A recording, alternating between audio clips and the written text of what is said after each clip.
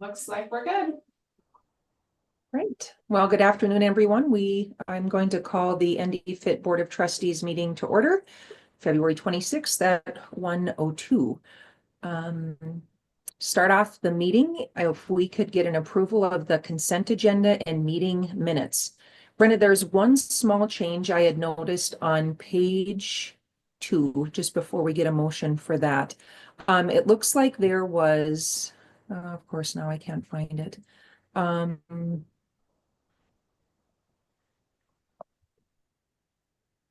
Something about the meeting, and it ended up, I think, getting put in front of, yeah, so if you look on page 2, second paragraph D, it talks about the E&I agreement. And it says the agreement is 79,000 for all employees and renews at the state rate, and then it has meeting with a period. I think that is supposed to go to the end of the second sentence. Just a grammar issue. Sorry about that. I can fix that. Did everyone have an opportunity to review the meeting minutes? And if so, I would ask for a motion. I'll make the motion, Kevin. Okay, thanks, Kevin. Is there a second?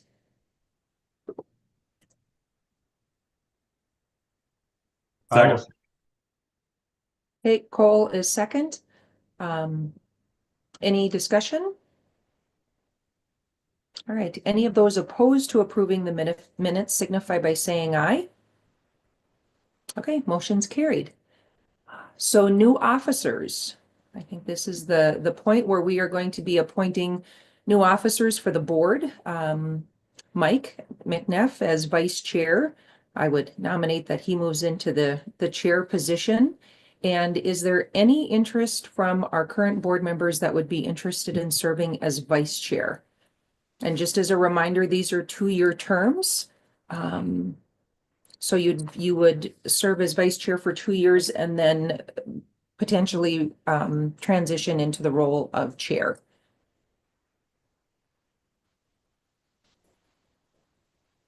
Cole, like you're totally front and center on my screen right now, so I'm. Don't everybody jump up and down at once. Was that a motion, Jenny? Because I will second Cole for vice chair. Well, I technically can't make, I don't know if I can make a motion on officer I'll make since the I'm motion serving as for Cole. chair. Oh, Kevin made it. all right, so we have a motion by Kevin. Is there a second? I'll second. Okay, Desi second. So Cole, if you are voted in, are you up for the task? Sounds like it's my majority vote, so I'm, yeah. All right, so we have a motion on the table for Cole to be vice chair for the NDPHIT Board of Trustees. And within that motion, could we also agree that Mike Neff would be moving into the chair position? I'm sure that was your motion, Kevin. Yes.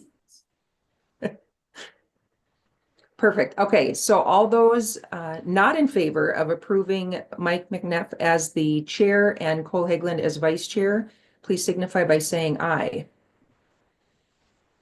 All right, motion has carried, and I will happily pass the virtual gavel over to Mr. McNeff to continue the meeting. All right, appreciate it. Jenny, has it already been 2 years? I feel like you just took this last year. I know it's crazy, and I will say that the SEEK staff and working with Brown and Brown, it's they make it easy on you. So. All right. Well,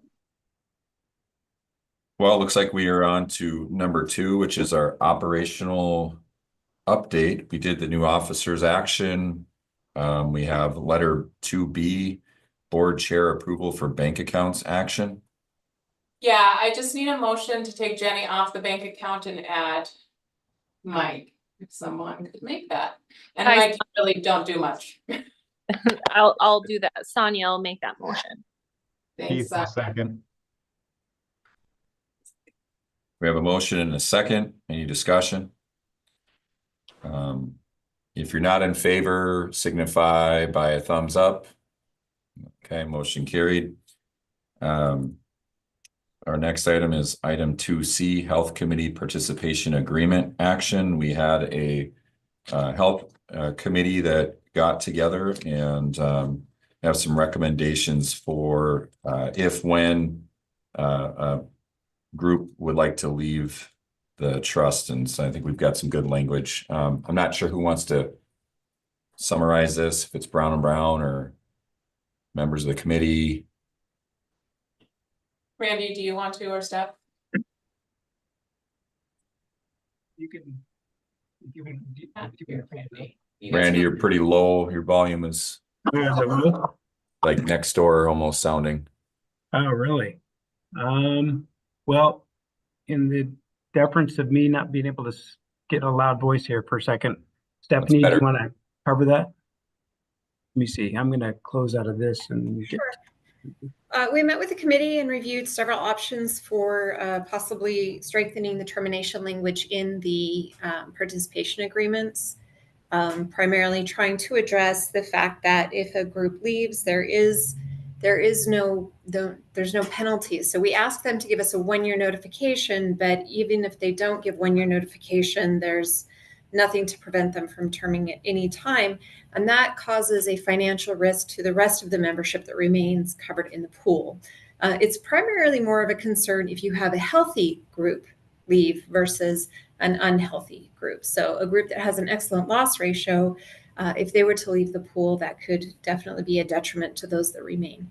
So we looked at strengthening the participation agreements so that if a group leaves without giving the 1-year notice, that there is some potential penalty or some financial clarity there for NDPHIT to be able to at least have some coverage for the runout claims that they're left holding. So with that, when we met with the committee, option number 3 was reviewed and ended up being the committee's recommendation. Now, it basically states that the participating employers, upon providing the 1-year written notification of termination, will lose their initial deposit to satisfy any outstanding claims and associated administration fees during the runout period. Any unused funds of the initial deposit will be returned to the employer within 90 days following the reconciliation of the runout claims termination year. That termination year is 12 months following the end of the plan year that the employer terminated. Bullet 2 states that should runout claims exceed the initial deposit fee, the employer will not be responsible for more than 50% of the rolling 12 months incurred but not reported claim liability, which will be calculated at the end of the plan year in which the employer terminated. And employers who do not give at least 1-year written notification of termination will forfeit their initial deposit and will incur a 7% yearly termination penalty based on the employer's most recent 12 months premium. Item 2 above would also still apply for the runout claims. Jenny did provide additional verbiage for option 3, and it was modified to show section 2 having language that states pretty much the same thing, but just a little differently. So it would be this option 4. And the primary change is that in option or bullet number 2, it indicates that should the runout claims exceed the initial deposit fee, the employer will be responsible for up to 50%. So instead of stating what the employer is not responsible for, it states what the employer is responsible for. And then it specifies the 50% of incurred but not reported claim liability, which will be calculated at the end of the plan year in which the employer terminates. So that was the number 3 was the recommendation by the committee, and number 4 is the modification following. The board And I would member, open it up to discussion. yeah. So board members, we had two meetings, I believe, on this topic. We talked about it at length. I would say just in general that there's always going to be risk when somebody leaves. We hope to recoup. The idea here is to recoup all the money. So if a group leaves, or at least most of it, that the rest of the members don't have to, fit the bill, I guess, so to speak. That's how I look at this. Jenny, do you want to talk about option 4? I mean, is that where we're at? It was just a really more of a clerical change, because when I read something, when it says that the employee is not responsible for, I kind of feel like we should say what the employer is responsible for. So it was just more of a wordsmithing, I think, to just give a little bit more clarity, but I'm I mean, if the board prefers the other option, I'm totally good with that too. And I would support option 4. I think a little more, I guess, clear, so to speak. Further discussion, questions about it? How many groups have left or tried to leave? 2 so far. But neither ended up leaving, just to be fair. Keith, you raised your hand. Well, that kind of answers my question was, how much money are we talking about on these runout claims? But if nobody's left, we have no idea, right? Varies by the They group actually- size. yeah. I suppose there's always a risk of something really bad happening before they leave and the run out in happening to them, so that should be a thought for anybody that leaves, I guess. And currently we really have no guidance, so it's kind of the Wild West. So we think we should entertain one of these options, which option 4 is I guess option 3 was the committee's recommendation, but option 4 is, I think, where we were headed. Where did the options come from? What are they modeled after? Is it other trusts that are similar to NDPHIT? But Randy, Yeah. I'll answer that. Can you now hear me? Yep. Yeah. I changed internet connection, so hopefully that helped. Yeah, so we looked at 4 or 5 different trusts, and then there wasn't exactly the same structure that we have, but there was, some language that we kind of adopted from some of those other plan documents and participation agreement. There are more participation agreements from other trusts. And so that's kind of the guidance, because they're trying to do the same thing. Ultimately, the trustees are trying to protect the interest of the members at large. So having a little bit stronger definition and clarity, to the, if they choose to give notice or don't give notice, and then what they're responsible for when they do give notice.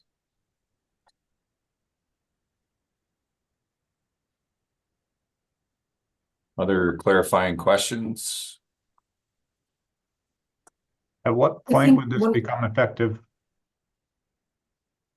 That's another good question. In fact, it's a really good question, because the idea when and this is something we'll have to get some guidance once the board approves the language to go to general counsel and ask. There are ways that you can put a notice out to the members that this is an update to the participation language, and it applies by a certain date unless they respond and decline. Or they have to sign all new documents. We prefer, I would think we'd prefer the first option, but we would want some guidance from general counsel before that is used as the method to exercise. Would we have 2 dates, being there's 2 different groups? Well, it's one. I don't think so. I think it's just it's the same plant participation agreement. So whether you're in October or whether you're with the January pool, the notice change is going to be the same. So Randy, you had mentioned something about if the member group doesn't agree or they decline, is that even an option? Well, I guess that's where I want a little bit of guidance from the legal counsel side of how you would address that and craft the language that it accomplishes what we're trying to do, but also sets parameters. At this point, it's just we got to get we'd get the language approved. Then the next step is to go to general counsel, get how it can be best executed and delivered and adopted. Feeling like go ahead. No, I was just going to say, and when that information comes back, then I think then we should share that with the board and say this was the recommendation by council as to how to do it. And if the language isn't changing, then it's just the method of how it's exercised. Then It could be either an informative provision, or you can, as a board, you can decide how you just want to adopt the recommendation is by council to notify the members.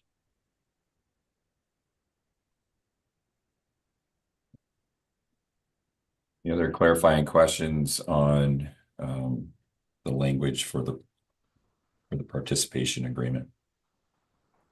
I think it's just important for the board to know, and you obviously, can infer this, but there is still some potential liability for the trust, but I do think this option or this information does reduce the liability for the trust. There is still some skin in the game, if you will, for the employer if they do decide to leave. But Randy, did you want to touch on the reinsurance on what was it, 300,000 is the cap before?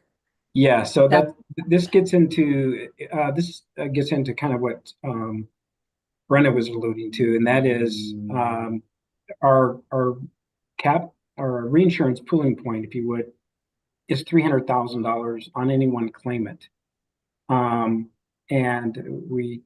we'll get into a little bit later, but for example, in the October pool, we had 9 this year, which is more than we've had ever that hit that. Now, if that occurs and someone leaves, and probably the best example is, just for simplicity and kind of getting a picture of it, if in the event that someone has a condition or a hospitalization in December, that could, it could be just a large claimant situation. Well, the risk exposure on termination really it could be the $300,000 because anything above that is covered by the reinsurance of Blue Cross. But what that means is someone leaving needs to understand that their risk exposure is 50% of that, at least of that number, and their terminal liability or the claims run out. The question was asked earlier, what potentially would that structure be exposed, or I should say the exposure to an employer? Well, that's kind of the worst case scenario, is knowing that they could have a high cost claimant the month before they leave. And they would be responsible for 50% of that run out. And I think the intention of when it was discussed at the committee, there should be some exposure, some recognition by that group, knowing, before they make that decision, that they understand that could happen, number one. And number two, it shouldn't be the burden of the entire pool to take that on. It should be a shared cost as opposed to a complete, risk exposure back to the pool.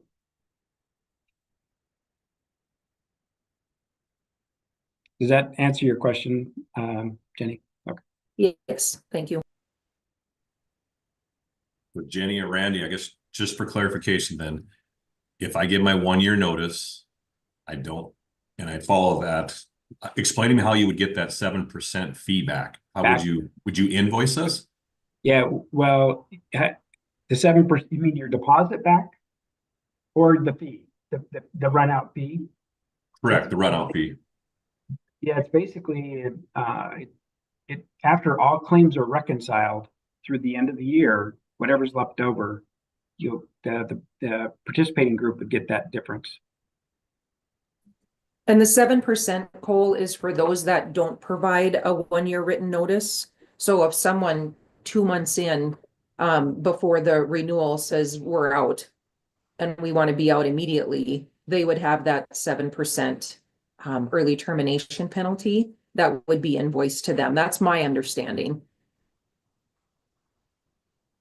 Is there a potential that with this 1-year notice, because nobody, maybe some people do, know what rates are going to do the following year, that all of a sudden we're getting all of these notices, and then at the end of it they go, well, never mind anyways, just because. Well, that kind of happened. Yeah, that's what happened on one group that did try to leave. They found out what the real cost was when they chose to leave, and it wasn't what they thought, so they wanted to come back. That becomes a board decision, I think, as to how they want to treat that, if they want to consider them, allowing them to stay on. So that's my thought, but that's up to you. That's up to the board to decide how they want to address that. So explain that again, Randy. So if somebody leaves because they think whatever the rates and they Well, choose to leave and then they want to come back. Yeah, Is so what what you're it, saying? no, not come back, but I think, was it come What back? or happened, They what want to, happened was they sent their letter, but along with their letter, they said, but when you guys do the rates in 10 months, can we still consider being on? yeah, And they're then, trying to hedge it. and they were trying to hedge it, and we said, no, you'll need to tell us now, and they decided not to hedge, and they stayed with us. The other one didn't give us a notice and said they were going to leave with little time, and then got their actual rate from whoever else was quoting them, and it wasn't what they thought, and they asked to come back. And we did a rush job and let them stay back too as well. So hopefully, I think we've set the standard that you can't hedge, but it's your guys' decision if we would get a bunch of hedgers, if that is what you want to stay with. Well, it seems to me that if there's a 7% penalty for not providing the year notice, anybody that could be potentially looking at it anyways is going to provide that notice. So is there going to be an influx of these notices that's going to, create an operational problem, I guess? And then all of a sudden everybody's looking at, or they don't even explore it. They're just year after year just want to hedge their bet, basically. So that's what my concern would be on it. And is there a way to address that as well? Yeah. I think that, yeah, because you're concerned that they're just kind of playing it as opposed to knowing that there's some reinforcement. Is that what you're suggesting? Yep. Yeah. Well, I think one of the reasons that we at least discussed in the committee idea of even getting to this level is the idea of deterrence. You really need to think about this. And the only challenge is sometimes if you're really not familiar with the market information, like I'm going to show you today, you'll think, hey, I can just get better rates. But the reality is the market's it's really a hard market right now, and probably will be for the next couple of years, just inflationary impacts. But some groups, and a few weeks ago, and I think Mike and some of the other individuals might have been at this meeting when I presented to the School Board Association. I think there was a real awakening of some thought that they didn't really understand what was going on in the marketplace. That's driving. So the biggest areas are, high cost claimants and these specialty drugs and things that we'll get into. But the reality is that they could always try to do that. And I don't know. Again, the board would have to decide how much more structure you want to put into deterrence beyond the 7%. I just think the reality is, I can't speak for political subs, but school districts just aren't going to be willy-nilly every year kind of poking in and out. Our agreements are set. Generally, we negotiate every 2 years. I don't see us or another district that would be sort of playing the game every year, because we have other things that tie us into health insurance. I don't know anything about political subdivisions. You guys get a new board, maybe they come rolling in and steamroll you. I have no idea. It seems like that could happen in a school district too, but we have agreements.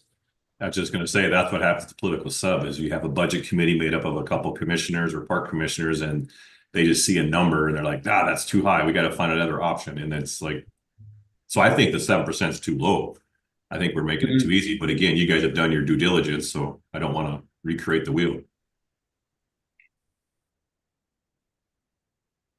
I'd put forward a motion to go with option 4 for the language. We got a motion by Keith. Do we have a second? Second, Kevin. Kevin seconded. Further discussion? Further discussion? Further discussion. If you are opposed to the motion, give me a thumbs up. Not, you're good. Nobody's opposed, unanimous. Moving on to item 2D, pharmacy claims audit. So Stephanie, you want to take that one on? Yeah, Recently, we've been looking at some of the reports that have come through from Blue Cross Blue Shield with regard to the GLP-1 usage, and we're finding that the sanctions that were put into place in July don't appear to be coming through on the reports. And Blue Cross is looking at this in a deeper dive, and I'm sure Randy has some additional information to share with you on this as well. But based on the fact that we're concerned that their reporting doesn't appear to be in alignment with the actual plan designs, and we're still waiting for the final answer on that. We thought it would be a good idea to look at having an outside audit firm come in and actually do an audit of the pharmacy claims in total.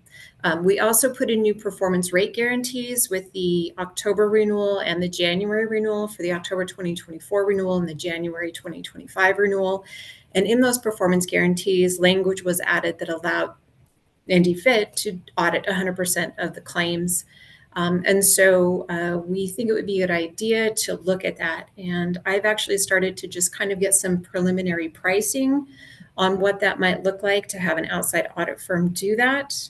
And we were, hoping that the board would be receptive to looking at possible, quotes from outside vendors for an audit, just to make sure that, the programs that we've put in place and the contract language that's in place, for how those claims should be processed is actually being followed by Prime and Blue Cross. How much money are we talking or thinking that we're missing out on? So there's several different ways to do a pharmacy audit. The first one is just, on how the claims are processed according to the contract with the carrier, in this case, Prime Therapeutics. Or you can also do a deep dive specifically on rebates. So, it could be one or two parts or pieces to that. And because we have two separate pools and two separate contracts, there would be two charges, one for the October pool and one for the January pool. And that may run anywhere from, 20 to 30,000, depending on what within that audit process you end up doing. And that's why we would want to get, a formal quote and go through a formal process of looking at vendors that could provide the audit services. There are also different vendors that do concurrent review of contracts. It's not really so much an audit as it is, looking at, okay, let's look at all of your claims. Let's verify if it's actually being processed correctly. If it's being processed correctly, great. We don't have to do a formal audit, but there is a fee for that service as well. Or we just go straight to a formal audit.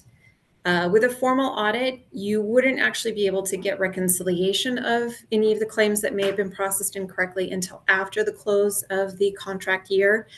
So we wouldn't be able to actually perform the audit, at least on the October pool, until, closer to the end of the policy period, start that in like August, September, have those conversations. And, we've already asked Blue Cross what their thoughts are on that, and they've got an entire team dedicated to audit processes. So they're open and receptive to that idea as well. But we would want to get formal quotes to be able to present to the board to say this is what the actual cost would be if we're going to move down that path. Our recommendation is that you do, based on the concerns that we're seeing in some of the reporting data.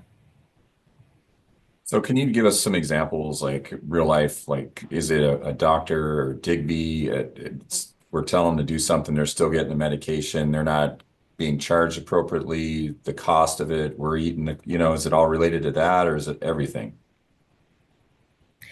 So the red flag that was raised was that with a 50% sanction on weight loss medications, we would have expected to see that NDPHIT's employer costs would have decreased significantly over, just the last, 6 months of 2024. And I don't know, Randy, if you have the specific examples. Yeah. So, but yeah. Go ahead.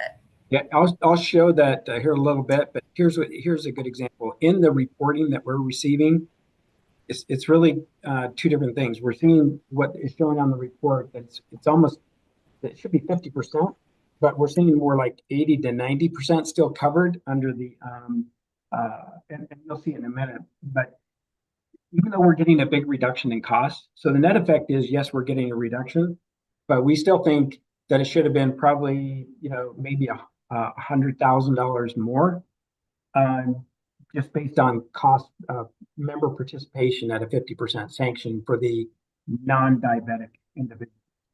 So that obviously raised a red, like Stephanie mentioned, a red flag. We presented that information to Blue Cross. And yeah, so whole reason we want to bring it forward, and really what we're asking for is a vote just to allow us to do, to take it out and look at some vendor bids. That's really it. But the fact is, based on that information, it felt, based on the way they answered it, and then also Stephanie's been researching this actually for a period of time now, and that it's just good business sense. And the uncovering typically is with an audit process anywhere from 3 to 6%. Just in a general sense, it could be contractual things, it could be the rebate options. All those are things that occur in the audit, and so it's really twofold. One is just the exercise of due diligence, and secondly, making if there is a recovery that we recover that money. So are we looking to get, to see how much it would cost? Is that what? Yeah, we're going to looking find for? that. So yeah, what we're asking for permission today is just to allow us to go get bids from vendors and bring them forward to present those cost options. We probably presented at the committee level first, and then with a recommendation of say 2 vendors to propose to the board in a time frame that they would do it. I think it's worth seeing how much it's going to cost. If we're going to get some savings out of it, we might as well do it. Jenny, you have your hand up? So a couple of questions for you, Randy, that we're in this agreement with them. I mean, do they not have some accountability to be providing accurate information or to be doing these calculations accurately? I'm a little surprised that they're not doing it correctly. And then secondly, would this be retroactive if the audit proves that there were definitely some adjustments that weren't made appropriately? Would that go retro back to the start of the contract period in paying that? Yes. So to answer that question, when we brought it forward to their attention in our last call that we discussed this, we made the statement, whatever the reconciliation is, you're going to pay back that money to the trust, irrespective of the audit if it gets approved or we decide on one. They are going to we're going to demand that they refund that money, because that's their error, particularly on these GLP-1s that we noticed. And so that was, we made that very clear to them that was their error, and it's not their money to spend.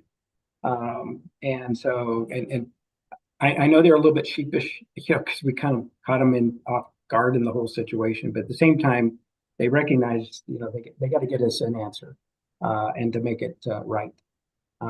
But that I kind of view those in 2 separate things, because we're gonna get an answer on that and a refund of that money once we identify it. But what that did is triggered the whole idea. What else are they doing wrong? And that's why we were kind of bringing forth the idea we need to do an audit by an outside pharmacy audit team. Well, and that's kind of my follow-up question too, is what assurances are they giving us? Are they changing some of their processes, checks and balances to make sure this doesn't happen in the future? Or what are they doing to make sure that we're getting the appropriate rebates back based on the sanctions that we approved? That's a Great hard question, right? That's Okay. a hard question, Jenny. I'll tell you, because our team knows, and Brenna and Angie know, this is what we are frustrated with as just in general, working with Blue Cross. They have a lot of operational challenges. I don't know how to say it in a delicate way, but that's really it. So we spend most of our time calling out those challenges and trying to get them rectified. So this audit is directed at Blue Cross Blue Shield. Prime Therapeutics and Blue Cross, correct. Okay. All right, we have a recommendation. Does anybody want to move forward with basically the idea, they'll bring back information with costs, all of that?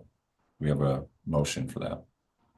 I would make a motion to start the process of getting just a quote on the cost of it, because I'm in favor of the idea of doing it, so. Sonia, Second. okay, Cole, a second. All right, any other discussion? The only other discussion would be typically you would start mitigation communication and try to settle before you have to go to this step. And I'm assuming you guys have done that, correct? Maybe clarify that question, Cole, so I Well, I understand. just think of like a contract that I have with a contractor or some third-party consultant. If we have some kind of discrepancy over funds, we're gonna sit down and have a mitigation before we go into litigation. And in your world, you're doing an audit. So I'm just trying to figure out, those things have happened, correct? I would say the only thing that's happened is that we've had the GLP-1 discussion. But I think that's a good question on if we look at a vendor for the selection and get some feedback from them on guidance of how we should approach it when there's discoveries. Because ultimately discoveries they owe us money back. And I don't, having not done that myself, I know there's probably a process and language, but that would, before we got the audit process, we would make sure that piece is done.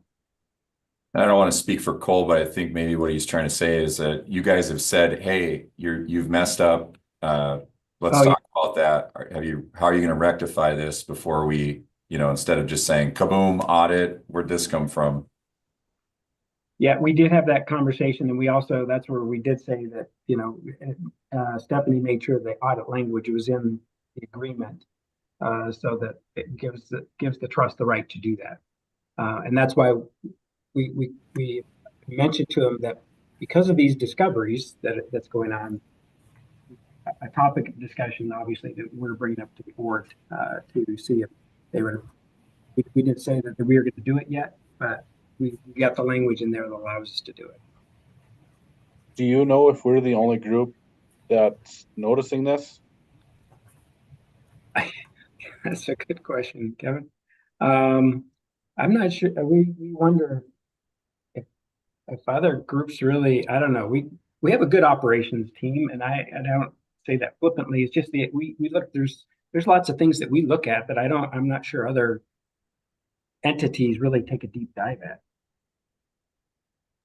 And it's such a new product, and the cost and everything is outrageous. So I suppose it's kind of a new thing for everybody to look at. Well, there's more and more employers doing what we're proposing, and that is to do a pharmacy audit. There's a lot of, again, it goes back to the trustee position, the fiduciary, and just due diligence and recovery concept. So more and more employers are taking on this whole strategy to do pharmacy audits because of the cost is what's really driving it. Okay, further discussion. If you are not in favor of the motion, give me a thumbs up. Assume everybody, it's unanimous. Good deal. Moving forward, we're on number 3, which is operational strategy. Couple items under 3A, Digby Health. Yeah, where's my share button?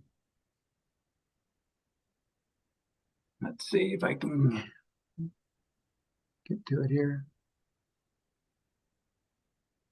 Can you see my my PowerPoint? I just see black. There it is. Yes. Got it? Let's see. Trying to get it in presentation mode. Try it again. How about that? Can you see that? Not yet. Not yet? It seems to be frozen. It's a really slow internet connection. How about that? Still black? Seems like you are on a different screen, so you're showing, it was in presentation mode, now it's back to what it was, which is editing mode. Okay, I'll just, for whatever reason, I don't know why. I'll start over here. Just give me 1 second. Let me just have to do this other mode here.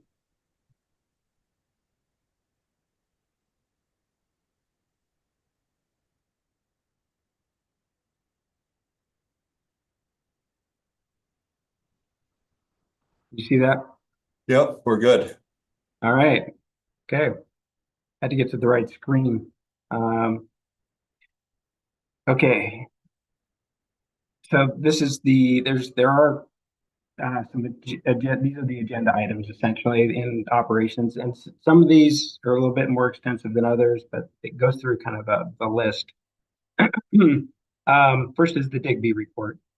So they just shared with us their last quarter review just a few days ago. So there were both the SYNC team and our Brown team participated on that call to get that update. But just a few things that are going on. Their goal was to get 5%. They're at 5.8% of all of the spouse employees that are eligible.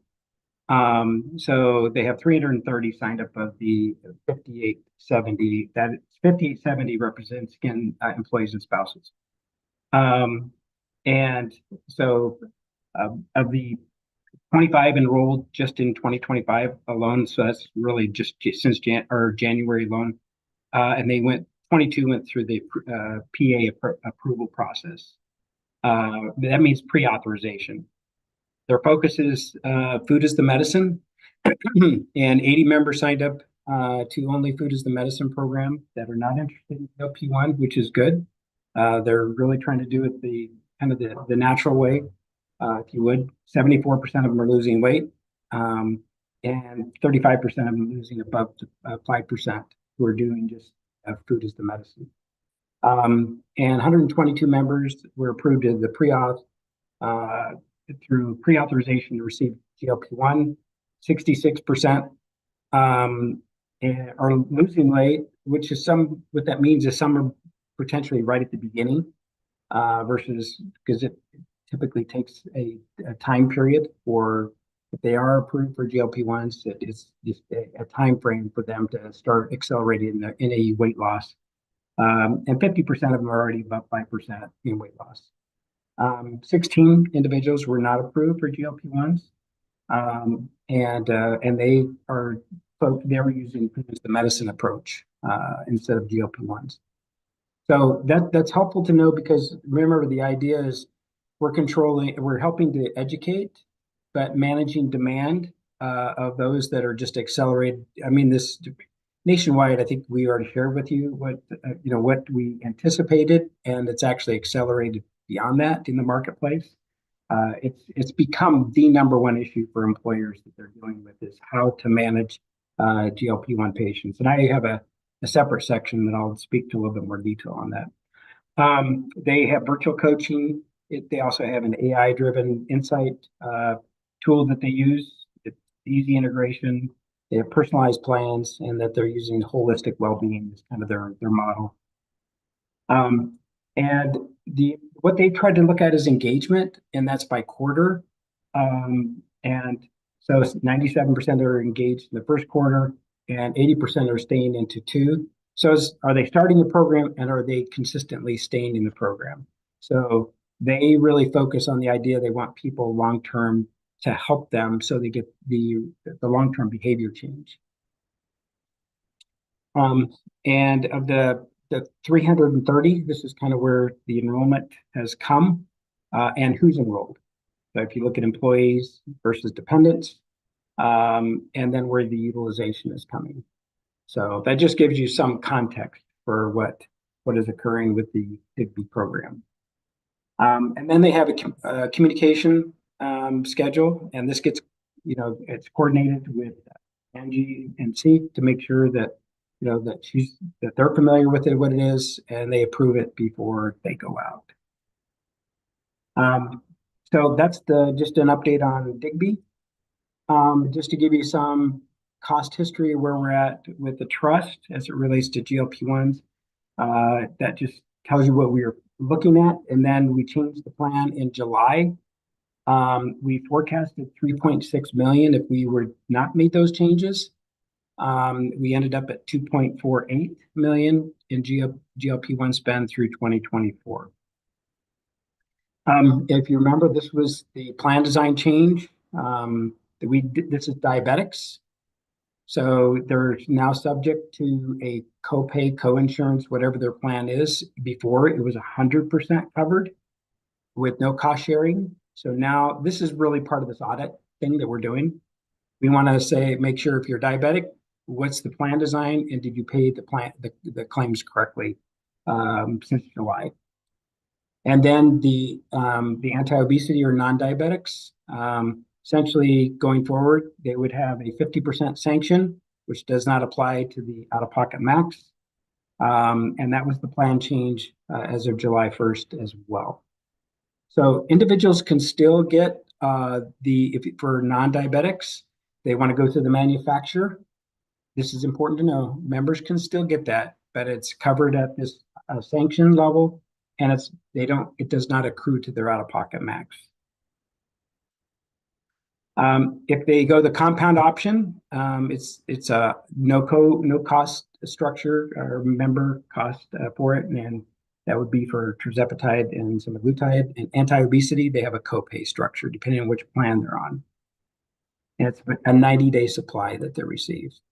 So this gets into this discussion of what we saw in the data of what was occurring, for how basically the plans are being covered. This is the diabetic medication. You can see prior to changes, it was being paid at 92% overall. Now it's 84% for Mounjaro, and then for Ozempic, it was 95%, and now it's 89%. But is that delta the accurate number? That's a question mark that we have, that we're trying to essentially determine, and how they're doing that. This is the anti-obesity. This is where we have a problem, okay? Because it's supposed to be a 50% sanction.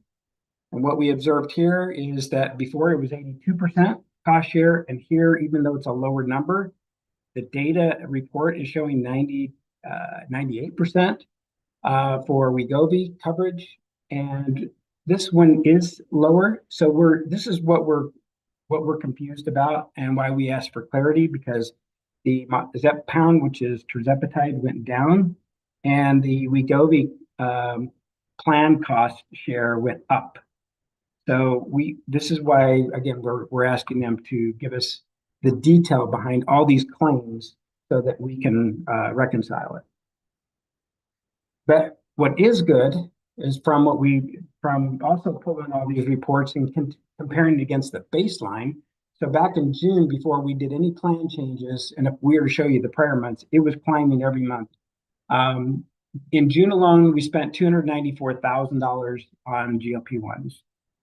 And then in July, after the change, it went down to 161, and then 160, 179, 141, 75,000. This is what the plan through the manufacturer cost was: 75, 81, and January 53,000. So going from 294,000 in June to this last month at 53,000, big change. So we're now forecasting that savings that potentially could be as much as 2.88 million. And then, of course, you have to add in the Digby and the compound cost to offset that. But that at least gives you some context of why this change was so important that we made it. Simply because even this number back here at 294, we couldn't, when we did the underwriting going forward, we couldn't give 100% credit to this plan change because we don't know exactly what it is. So some of this historical GLP-1 cost is actually built into the renewal a little bit. I just need to clarify that, make everybody aware of that, because we don't have enough credible data over time to validate a big discount in our underwriting, even though we did a plan change. So, Randy, quick question. Randy, on this, when I see whatever claim is 232 versus scripts 255, what's that mean again? Where are you at now? Sorry. Very top left of your where it talks about claimants Like up total here? 232. Yeah, and then it says 255. What's the difference between claimants and scripts? Oh, okay. So in other words, you could have, so this was for a month. You could have a claimant. So if they're in an early titration, they may get, they potentially could have multiple scripts in the same month because their first injection pen was very low. So they may have gotten, a small dose of an inject because the way the manufacturer distributes GLP-1s, it's in pre-filled pens and they only have so much in it. So if you exceeded your amount, you have to go in and get another script filled. So that's why you may have more scripts than people showing receiving them because they may have like this person started 2 weeks and then they had to go in and get another injection pen. So that's why the script itself is the actual dispense. So then if I see in June of 24, it says total claimants 232, and I look at January 25, total claimants is 78. So that means we're dropping, or those people have gone off. So 232 is the number of people that were using manufactured drugs, and in the month of January it was only 78. So they either went to the compound or they went to Digby as food is the medicine. So remember they were showing those statistics of how many people that they didn't approve and or have moved away from GLP-1s entirely. That's what the Digby program is designed to do. So some of these people may still be on the GLP-1s through the compound, but the end goal is that the whole goal with the strategy and structure is to minimize the number of users on the actual medication and get them into more of just the maintenance of taking care of themselves. That help? Sorry, you gotta get. Oh, here we go. Okay, so what's going on in the industry? Employers' attitude. Companies covering GLP-1s will continue to do so. In other words, those who are doing it, and mainly these are the diabetics.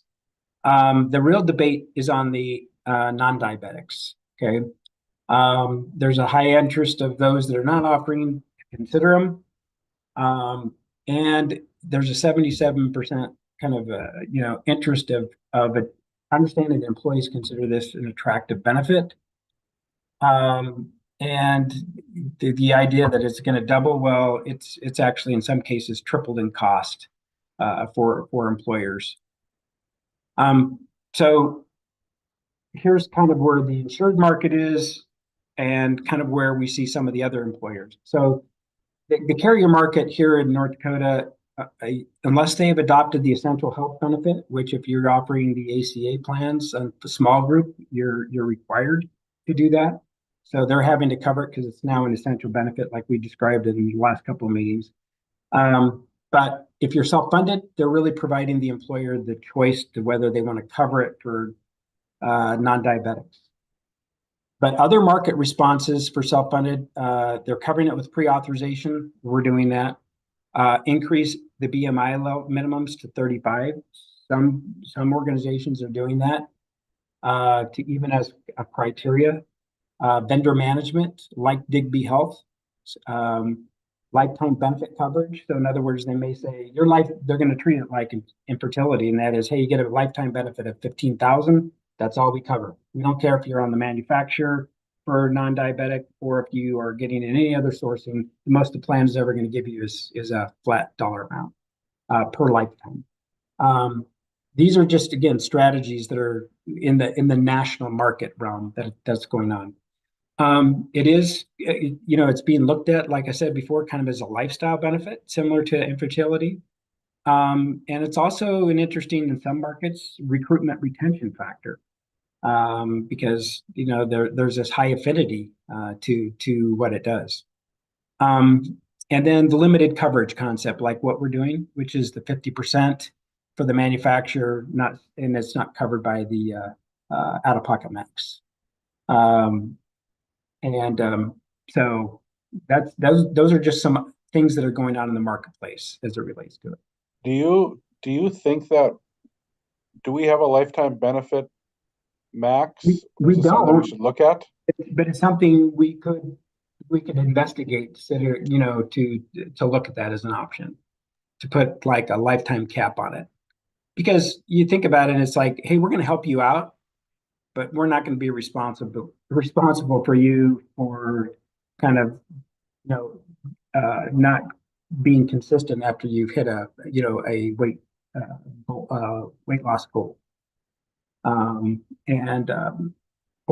Because if they put a lifetime max in, then you can offer the lifestyle benefit as an option still for employees, even if they've exceeded the max on the GLP-1s. Because our goal is for them to get onto Digby after they take the GLP-1. Correct. I don't know if that something. Well, that's the goal. Is we'd really like them to adopt that philosophy and be educated and help them out that way. So we could do some studies on what some different options that are occurring. For today, I basically just, we just prepared what's going on, but it is something that we could bring forth in the kind of committee level. And then after that study is done there, we can bring it forth to the board. So here's an interesting thing about duration. This is actually just published by Prime not too long ago. And what they're saying is it will need to be they're considered a now GLP-1 obesity therapy, a long-term, and they're saying long-term is over 2 years. So that's what they're seeing and adherence is also a problem. They're finding that even though people are taking it, they're not really being adherent to the protocol to help them get to an optimal weight loss level. And then, so really they're dealing with, the adherence and then persistency or the need after 1 year. And they're saying employers, just from what they're seeing as the data, they need to be prepared for 2 years. However, if you put a kind of a lifetime max on it, then I think that could be balanced out to say, hey, we're only going to spend X no matter what. So I thought it was just important that kind of what the response from the PBM and the pharmaceutical market is that they're seeing just on users, because they may lose the weight and then gain it all back. And then, like I said before, how many times is the employer responsible for that? And so this also just gives you, we already went through this, so I'm going to skip it because we already went through the cost savings formulation. The last one really is just on the compounding industry status, because the manufacturers have put a lot of pressure on the FDA to take all the compounding off the shortage list, because let's face it, they want. It's interesting. I looked at just kind of stock prices of what happened to one entity that was doing it through compound versus, and then the next day what happened to Nordisk, and their stock price the same day when they, the FDA last week announced about semaglutide being taken off the shortage list. So just so everybody kind of remembers, the compounding can continue to distribute a copied formulation as long as it's on the shortage list. And so that's why, getting it the way we're doing it through the compound is available. Well, it was probably 3 months ago they announced that the FDA did that they took tirzepatide off of the shortage list. And then it resulted in a lawsuit by the compounding industry against the FDA. So now tirzepatide, even though it's taken off the shortage list, it's under a lawsuit provision, which means it's still being produced in the copied formulation by the compounding industry. And you need to know that I didn't realize how massive it is, but it's a massive industry under itself. And so it's still available, tirzepatide. And then last Friday, they announced that semaglutide was being taken off the shortage list. And everybody's wondering, well, what happens next because of that? Well, what I'm hearing back, and I also connected with Medalis on this, and it's like, what's going on? And so basically, they're anticipating the compounding industry is going to file a lawsuit again against the FDA. What they're really kind of litigating against is the fact that there's still a shortage. And they have documentation apparently that validates that there's still a shortage of people having difficulty getting it, because it's the ones who are not. Remember, you have two different populations. You have the diabetic population who are trying to use it as a clinical need, and you have that huge demand of people who are trying to use it just for weight loss. And they're basically, one is kind of, if you would, cannibalizing the other in terms of timing to get access to it. So that's what it's kind of the whole situation that's going on there. Now there's another structure that is, and what the FDA, this is basically a statement from the FDA. They do not intend to take any action against compounders for the continuing to use the copied formulation. But what is occurring, just so you know, there's really two distributions. And it just so happens that Medallis, who makes this available for NDPHIT, uses two different, they use both the copied, they have access to the copied version and non-copied version. So what is the non-copied version? What it means is that they're using the same formulation, but they're putting vitamin B3 and vitamin B12.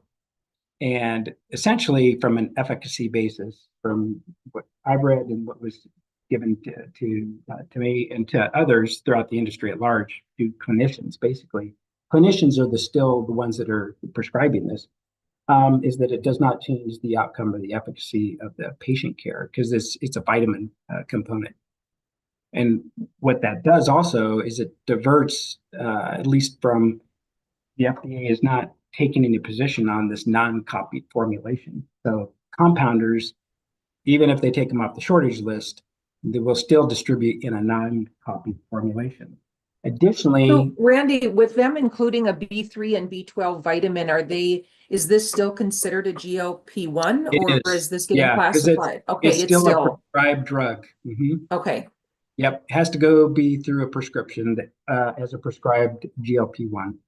I just wanted to make sure it wasn't a workaround to get something covered. No, okay. It has to be a prescribed a drug, and still called tirzepatide or semaglutide under that basis.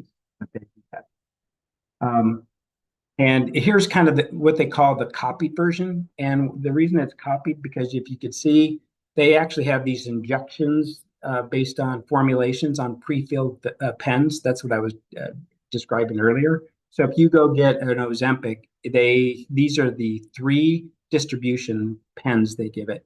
If it's Wegovy, these are their 5 injection pens. Because that's what the FDA oversees, is basically these pen injections, because they're producing them in the mass. If you're getting them through Mounjaro or Zepbound, same thing. These are the pens that they distribute them in. And then the prescriber will write it to a specific pen. In compounding, they write it to a specific person. That's another difference. So when you get a prescription through a compounding pharmacy or the providers that work with them, they actually have to write an individual patient-defined medication with actually a specific diagnosis. So the FDA oversees this in the manufacturing world. FDA oversees the manufacturer plant as to the sterility and the process that these compounders use. So they are FDA overseen, but they're not overseen to the specifics like the manufacturer is. I know you're probably hearing more than you want to know about this, but it's important because we actually have individuals that are using this within NDPHIT. Also, what's coming out is this tablet and sublingual by the compounders. The reason why is it does not violate any the patented versions because these are injections. I know it's technical, but I've had to dig deep on this one to study all this, just so that I understand it for our clients and how it works.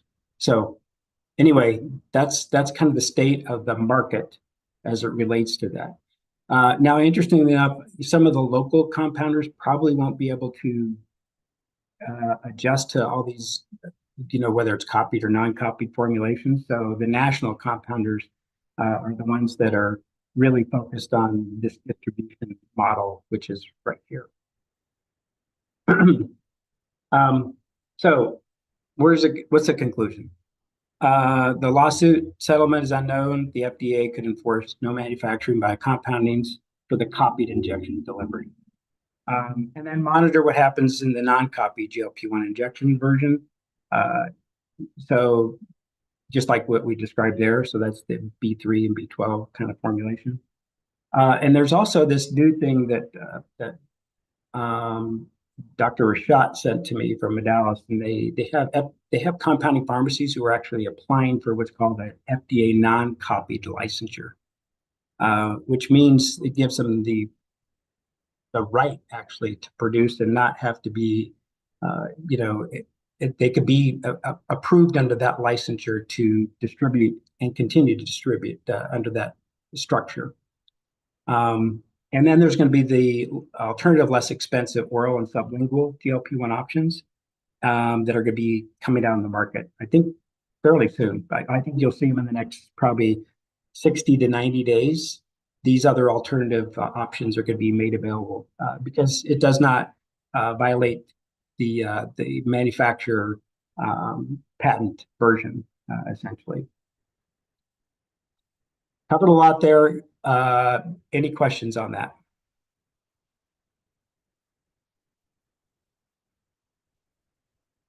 No? Okay. So Hold on, Randy. before we, sorry, go ahead. I was just gonna say, before we go on, under the Digby Health, we didn't really go over, they're adding postage costs to their. Oh, thank you. I invoices. apologize. That was supposed to be on there. Yeah, do but- you want to cover that, Brenna? Yeah, do you remember, were they quoting it around $3,000? $3,000 for postage on their mail out. Yes. 3,100, I think, was the number. And that wasn't in the original contract. I was just wondering if I needed a motion to add that to be able to pay that out when it comes around. I don't know what the board thinks about that. I'll do that Brenna, what was motion. this for? Digby was adding to their contract, for communications to the members. They didn't have it in the original contract, but they're now asking us to pay for that as well. Postage. It's just postage. They're asking for Yeah, postage. they cover all the printing, but they're asking that the trust cover the postage to the members. So you don't have to actually use any of their materials or have them direct mail the information. It's if you opt into using their communications and having them direct mail the information, they will charge postage to NDPHIT. They'll just pass that cost through. It's a pass-through cost of postage. So does the board want to do that? You have a motion for this postage pay. I'll make the motion, Kevin. Kevin with motion. Do we have a second? I'll second. This is Jenny. Second by Jenny. Any discussion? Any discussion? Any discussion? If you're not in favor, put a thumbs up. Looking through, looks like everybody's in favor. Motion carried. And then there was also the NDA that needed to be discussed under Digby, the non-disclosure agreement. Yeah, if you had gotten that, it has been through the attorney and the attorney approved it, correct? Yes. So. You need Basically, action something on you have that? us between Blue Cross Blue Shield and Digby to go back and forth with, I believe it also requires the signature of NDPHIT. yeah. Do you need board action on this? It's listed as an item that's outstanding, and I believe, I don't know, and Angie, maybe you would know, has it been signed by NDPHIT, or are we waiting? No, we were waiting for Mike to become president. Okay, Okay, Yeah, so this is the one where I was like emailed randomly by this Yes. group and I didn't know what they were talking about. And I kept going back and forth. They were confused. I was confused. And then I And think you- I'm slightly less confused now, but yes. And normally they don't send stuff directly to you, so they have new people working on it. And so they have it now where their chain of command is the way that we've had it in the past. Where it comes through either Brenna or myself, so that you never get something that you're like, what is this? I have no idea what it is. So just FYI, in the future, they will, that will not happen, Mike. And the reason for the NDA is so that Digby can get the claims information directly from Blue Cross Blue Shield to do their analysis to determine if they have actually met their requirement of saving the plan $1,000. Because if the participant going through the program, if they can't show that savings have been achieved, then NDPHIT doesn't have to pay for that member's participation in Digby. So that's one of their requirements. And I'm paraphrasing that. I know the contract language probably says something very different, so that's a paraphrasing. But the contract specifies that there has to be savings achieved in order for the fees that they're charging to apply. So that NDA being signed will allow them to get the information from Blue Cross to be able to do their analysis to show the savings. Okay, somebody will sign that. Okay, We'll send it to you. okay, I will sign it. Yes. All right, thanks. That's all. I wanted to go back and. All right, Randy, we'll send it back to you, high cost claimants. Yep. Okay, this is just some industry information. This is by Sun Life on they do an annual study. Sun Life is probably one of the top 3 insurance carriers that provides reinsurance or stop loss in the employer stop loss market. So what's important to know is, that it's how the market is changing, and we're gonna see this in our own data. And that's we show market what's going on, but then we show our data too. But just from a market basis, what we're seeing overall is the stop loss market is being heavily impacted the last 2 years specifically, and it expected to be more impacted going forward of high cost claimants. If you don't know, I think I brought it up the last time, but we had an $11 million claimant, of which 8.5 million had to be covered by Blue Cross. And so that's the first largest spec hit that we've seen to the trust like that.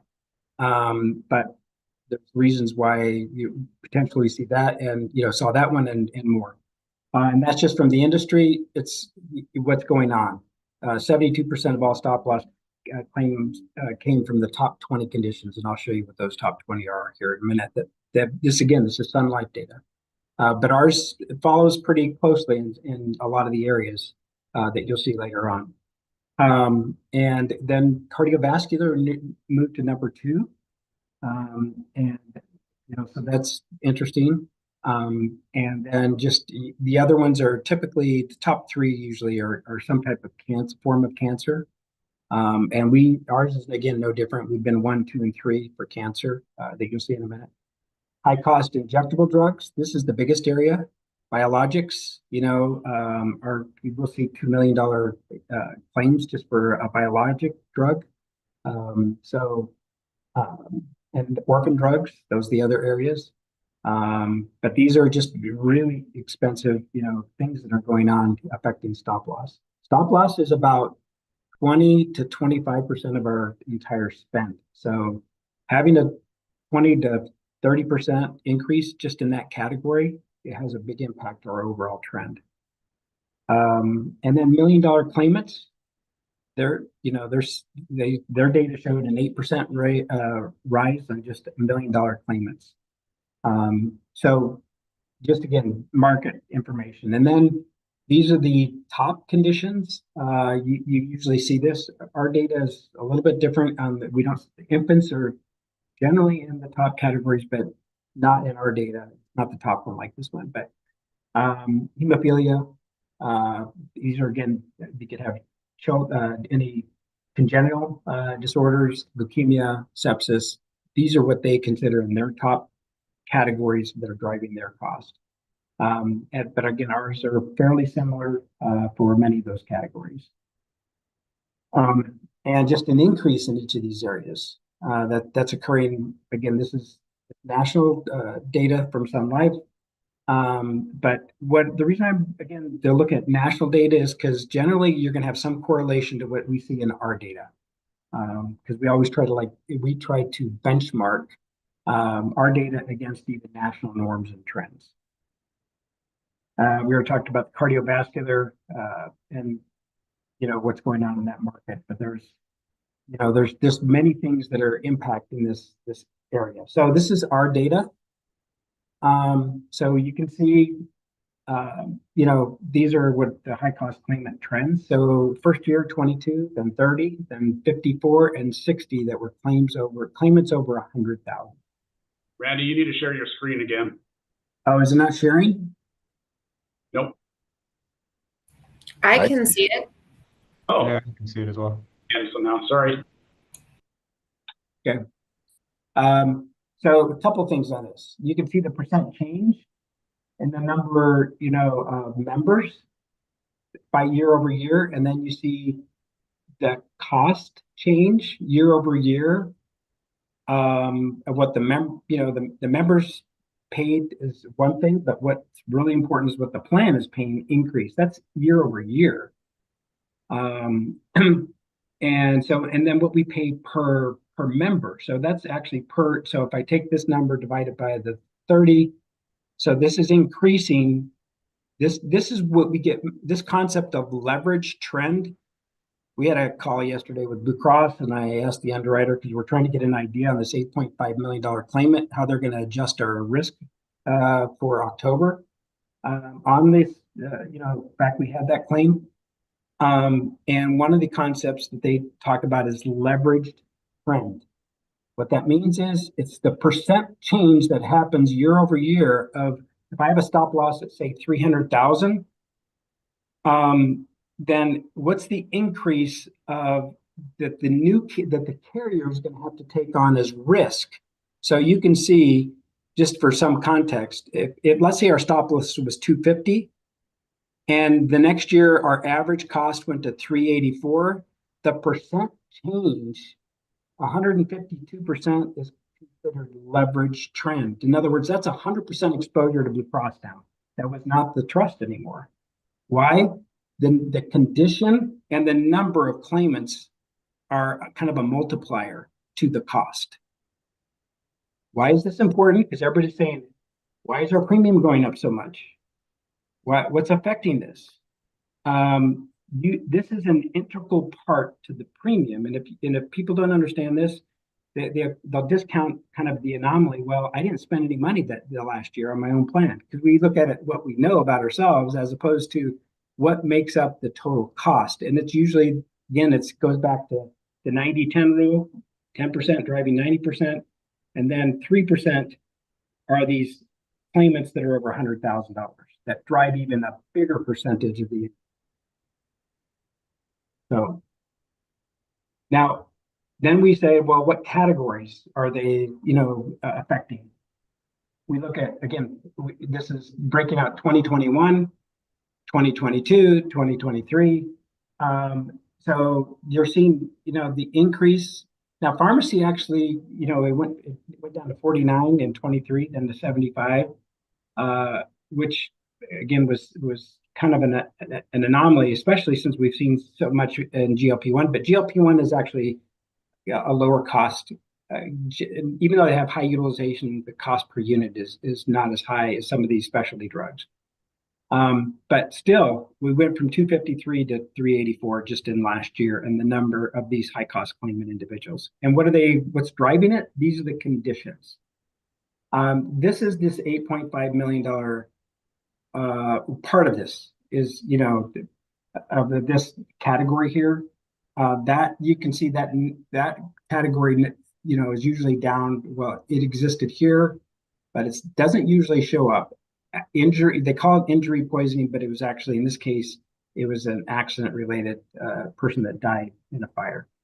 But But here is really, the majority of them, it's usually neoplasms and circulatory are the consistency ones that were, that year over year. And they could be medication driven, but it's generally a combination of what's occurring. So next section is just on risk pool management again, is like, okay, we have this problem. What's the best way to address it? So we've recognized that this is the trend, this is what's going on, and this is also why we focus so much on RPM. And I'm going to show you some information to compare pool 1 and pool 2, or January versus October, and what's going on. So right now, based on the data that we see, almost all of pool 2, October pool, I should say, is in this 90% platinum coverage.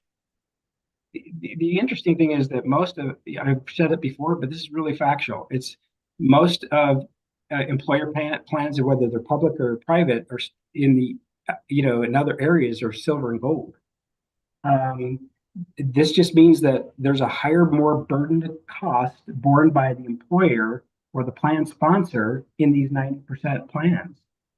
And then you'll see in a minute that the January pool is actually down in this category, but the October pool is still in the 90%. And this gives you, it's called benefit relevance. That's the category. It used to be called the actuarial value. Now that we changed it this last year, but it's what that really means is how much is the plan paying towards the entire cost of care. When I showed you that other slide, most of them are 80-20 in everywhere else. This is the October pool, 91% in the medical and 89% in the pharmacy. It just means it's a very rich benefit. And the benefit relevance in the January pool is 87% for medical and 86% for pharmacy. You can see, though, what's the cost per member when you add it all up comparative. Okay, so the question is, why is October getting more expensive than January's pool? This is one of the big reasons why. And then again, we focus a lot on this section right here. It's, this is for October, 83% of all the claims paid were people claimants over $10,000. Those that have, have a higher out-of-pocket expenses, and it's almost irrelevant to the deductible. But what's happening is it's the population of this 83% that's really driving that exposure, and that's why again we talk about RPM. So we want to really get employers, and I talked about this at the NDSBA conference a couple weeks ago, and that is, people, we got to get plan change if you're going to make a difference in your cost for the cost of care, because it's basically the idea of who you attracting to your risk pool or insuring the risk for, and having a plan design that gives the right incentive structure for the selection process of choosing a plan or not. So we really want to focus a lot on that this year. Is when we talk to the groups, we're really going to make a concerted effort to really help them understand what we're just going through right now. Why are their premiums going up? Here's why. And then this idea of contribution, I talked about that a few weeks ago too at the conference, and that is, don't pay people not to be on your plan, because we see that more in the school districts than anywhere else. And then getting to the 80-20% coverage instead of the 90-10. And one of the ideas that we're going to talk to the committee about is maybe making a proposal that there's a 2% premium renewal surcharge for any group that provides employees an opt-out equivalent single premium incentive. Why? Because they've basically given an incentive for some of their best risk not to be participating on the plan, and we're collecting less money for the best risk that should be on it. So that, and any questions on this section, just to understand what's going on in the market and why, again, the idea of RPM and why it's so important. For the 2% premium renewal surcharge, what is, you said that the best risk is not on the plan because of that incentive? Where is that? Yeah, so let me explain to you what's going on. We've seen it. We initially took this on because people had it built into some of their agreements. But here's what happens if you think about it. In other words, if I have an employee who they say, "Hey, I'm on another plan. My wife has a plan, so I'm gonna," and you say, "Well, you're not going to be on our plan, so I'm going to pay you the equivalent of a single rate to be just not to be on my plan." First of all, you're giving away the money. Second of all, if that wasn't available, they may consider, "Hey, maybe my wife should be single on her plan. I should be single on my plan." Okay, now you are contributing to the premium, but you're offsetting. Generally, what we find is the demographic that you're incentivizing to not be on the plan is your best risk. They're the younger population. They're not the ones incurring the claim, but you need that money. We as a trust need that money to help offset our highest cost claims. So if you're taking money and giving it out as an incentive to leave, you first of all giving away the money, and secondly, some of that best risk money that we do need to offset our premium, our claims cost exposure, is left. Does that help you answer, or does that answer the question?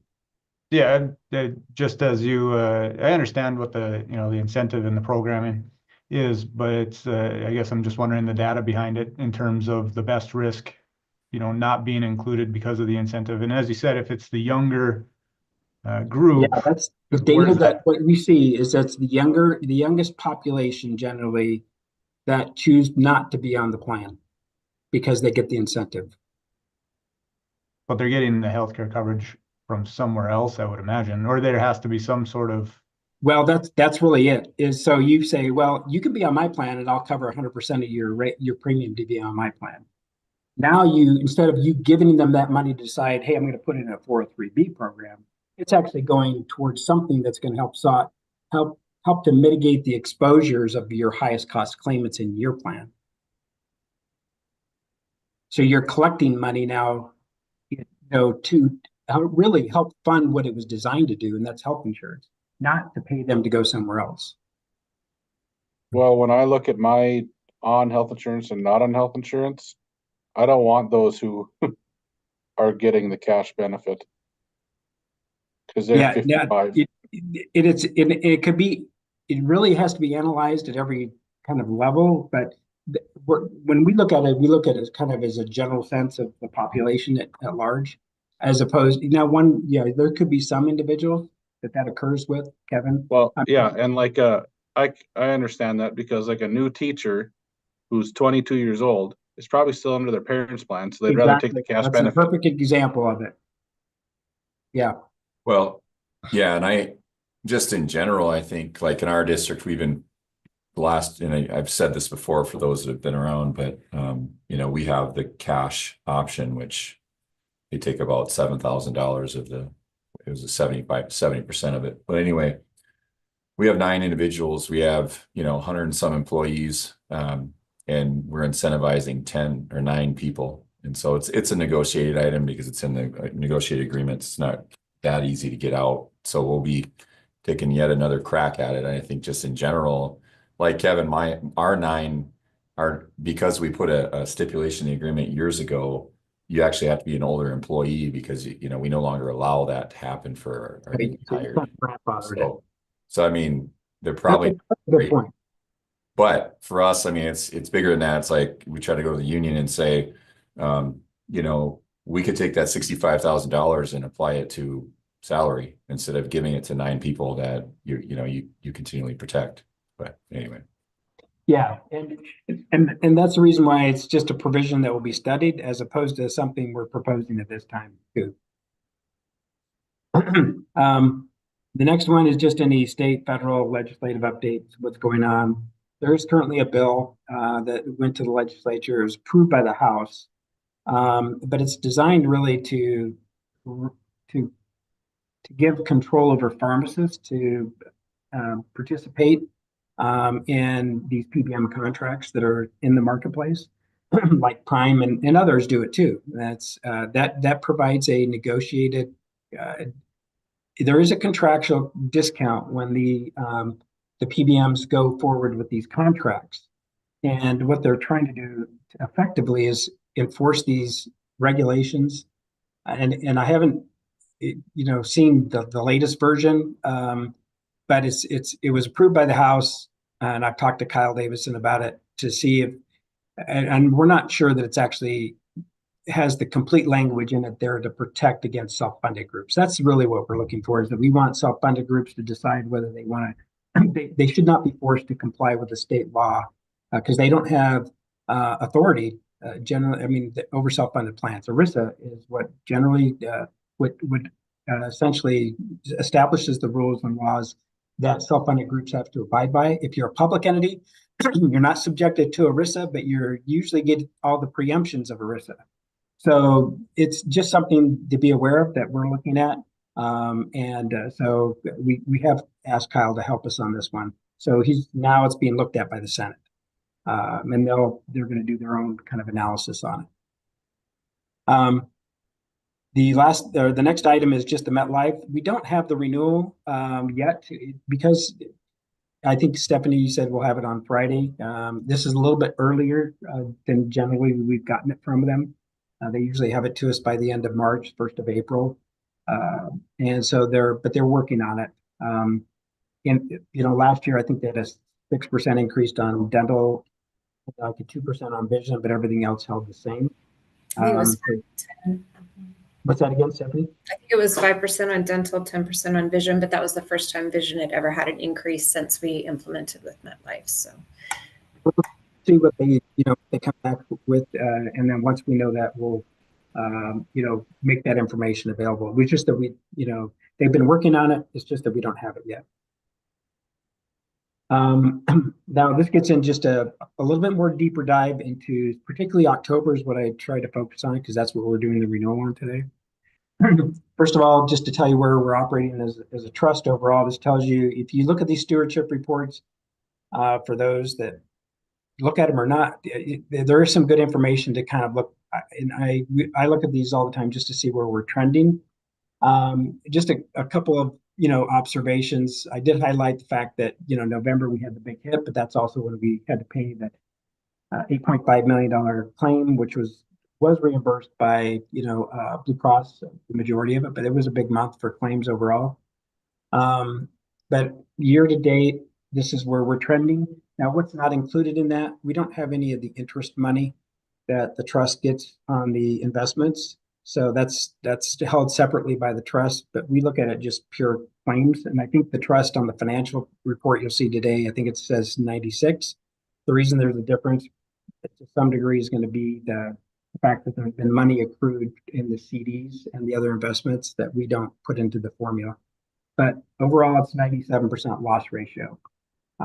So again, our goal is to operate, 96 to 98% loss every year so that we can grow the funds, be stable, and protect ourselves against the uncertainty of, things that could happen in the large claimant environment.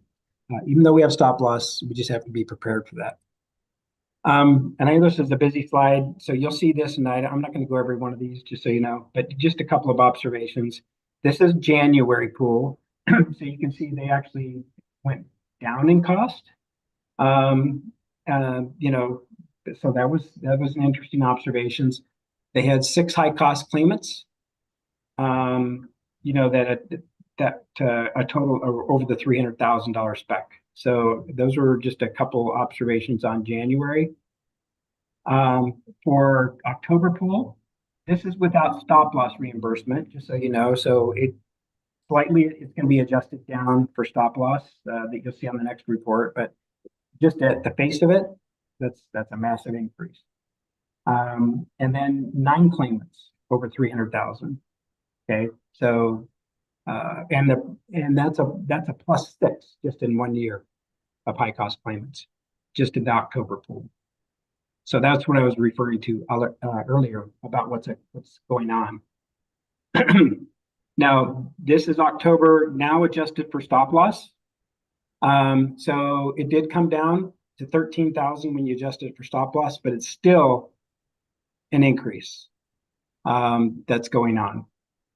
So you can see the membership growth during that time period, the entire plan cost for that pool, and then per employee per year is the cost here. Now we do put normative data. So this is the green line, and you say, well, we're below the normative. Historically, you were way below. Now we're getting closer to the norm, but the normative is more of a regional comparison in education and universities, just so you know what that is, of how that number is determined. And then here's the kind of the net claims. You can see the breakdown of where the money in October is being spent. Enrollment increased 6.6%, but over the 3 years for October, it's 32.8%. So if you take 32 and divide it by the 3 years, that's kind of, where it's been trending. So, that's an increase, that's a healthy kind of trend. And then just over the prior year, 16.5. So, and this is the other area that's really, again, driving it is the number of high cost claimants of the entire spend has been increasing. So just, and I won't go through all the demographics, you'll have time to study it on your own, but I just highlighted one area, and that is just who's incurring the cost. 51% of the employee, account for 73% of the cost entirely of the plan for October. The other one is this.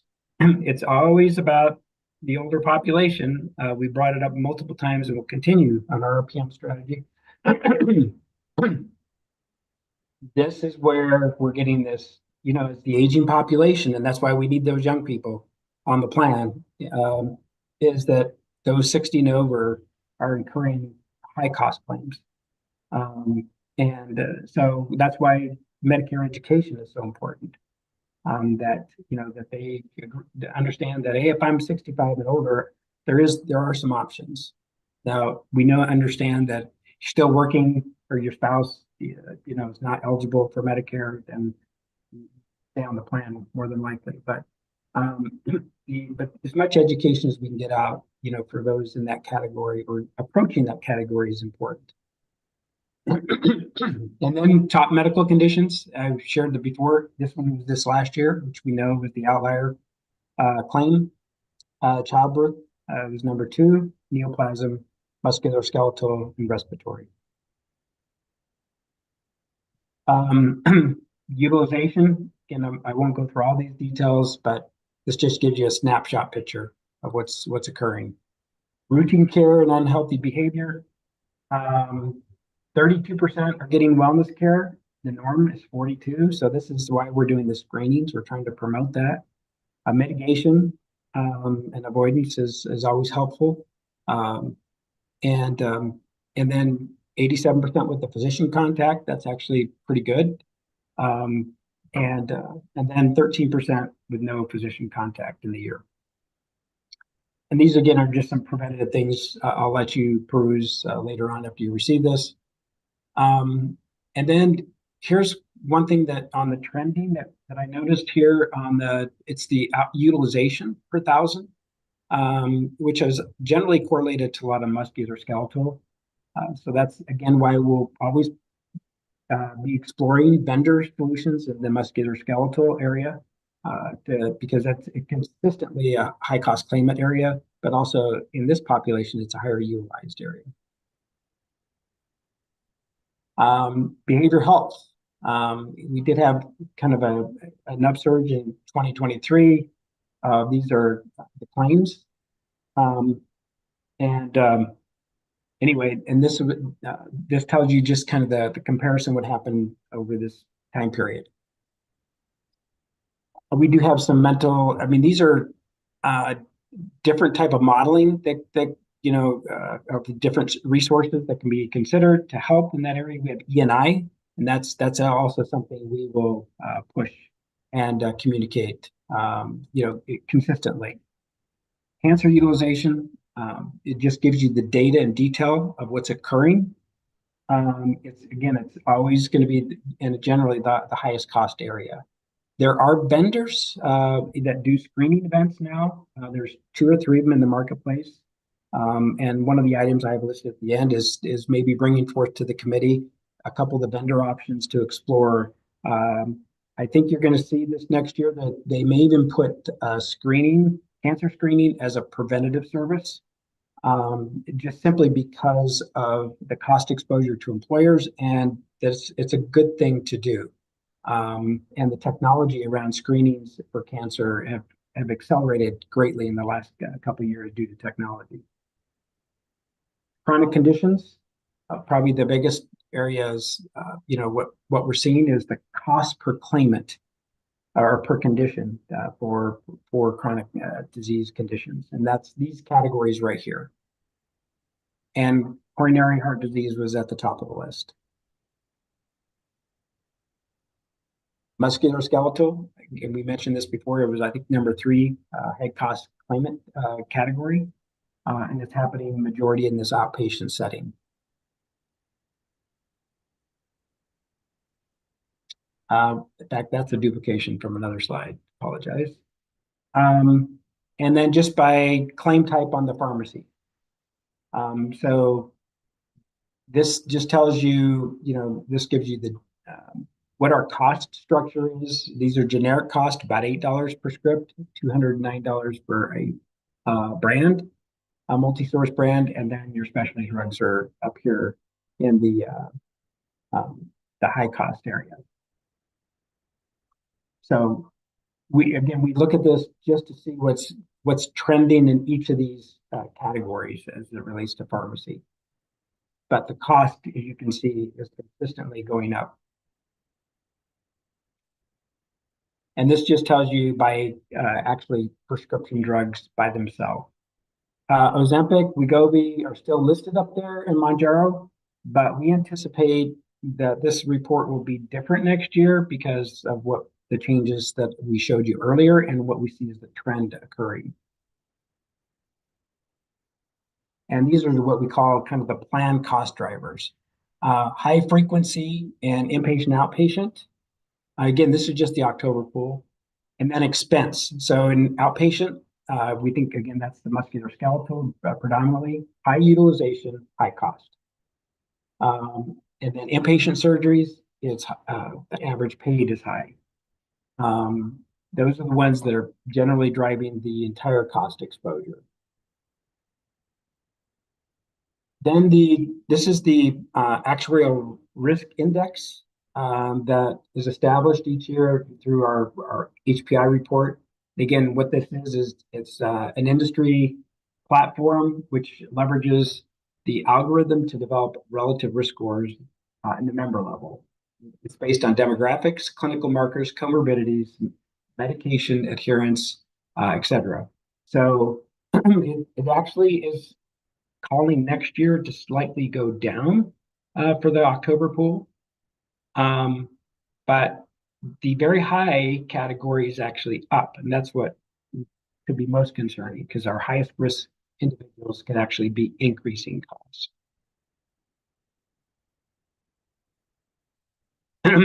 And finally, we'll get to this last section just before we show you the renewal, and that is what the top concerns are.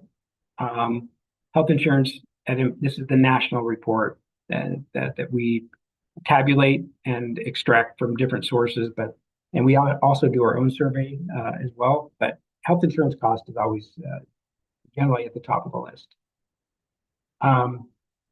But I shared this at the NDSBA a couple weeks ago, and what's really still at the top of the list is everybody wants an increased pay.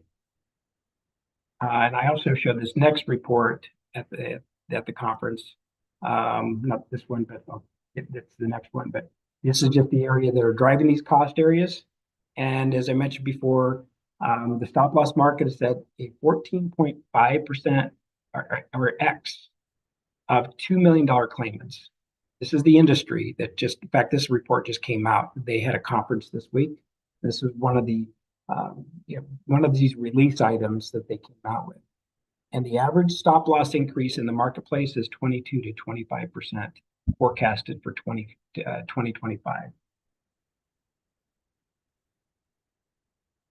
And then what can you do to mitigate these, exposures? We've talked a lot about that, and that is cost management strategy, GLP-1 management, conservative budget setting, large claimant activity management, review case management strategy, consider centers of excellence, and these claims audit. These are all the kind of the top categories coming from the industry recommendation. So where's trend? Trend forecasted by Siegel, which is a conglomerate of over 100 insurance companies that share their data. And they collaborate and put it in a report. Next year, it's forecasted on PPO plans at 7.9. And for the EPO HMO plans like Kaiser, slightly less. And then for high deductible plans, slightly higher. Where are we forecasting? Our weighted increase, which includes pharmacy, is 8.7% weighted trend increase. That's, again, the pharmacy, this is just medical here, just so you know that. So if we look at the pharmacy component, this is where the market is forecasting 11.4 and 13.3% trend for specialty drugs. This is for the outpatient pharmacy, 11.4 and 13.3. So if you look at this number I just shared here at 8.7, it's based on using these trend numbers on a weighted basis and adding this trend to get to that 8.7. So this is what I shared at the conference, which I shared a couple of years ago. And that here, this came from the North Dakota Department of Public Education, and I'll update this, but this came right off their website. So the average salary increase, net salary increase, compared to the net or to the increase in percentage in health insurance. This was through 23. But here's my observation on this. The challenge is it's the concept that how do you help this category, which everybody cares the most about, but it's being impacted by this category. Well, that's why, again, we go back to the fundamentals of RPM. And that means it takes fundamental changes to adopt. And the emphasis of education to like your negotiation process to help them understand if we're going to make impact and reduce this to get this up, then we have to really address this. And that's hard because generally it's 10% of that population that want very little change to it because they use the plan the most. And that's why it's always a hard conversation. But it's very real. Finally, that's the rate action. So this is our underwriting. We went through all the things that I just shared with you, how we put in the trend for the pharmacy, the trend for the medical component, and we weighted it out as to what it is using the historical data for the last 3 years. So our new forecast cost for October is $1,159.69 per employee per month. And this is adding our fixed cost. So we had to add fixed cost to this. And one thing we had to do, I'll point out this line item of stop loss line right here. You can see we factored in 25% increase into stop loss because of our $8.5 million claimant. Yesterday, we had a call with Blue Cross, as I mentioned.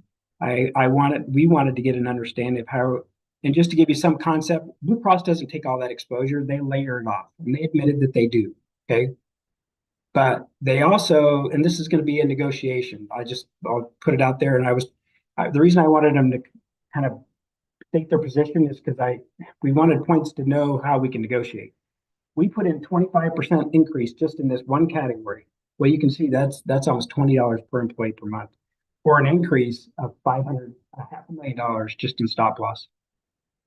They gave, Luther came in with the numbers, said, well, it's going to be between 25 and 45.